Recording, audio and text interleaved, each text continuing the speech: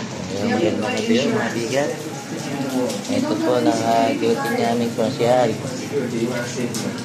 Mga tamo po. Kapalitan po kami rito kasama. Nakatuloy ng heritage. Ano po sila ng Jessica po.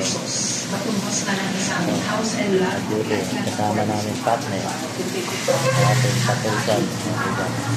Dito sa labas yung iba. Mula ba? Kabilaan yung isang kapulisan namin sa kabila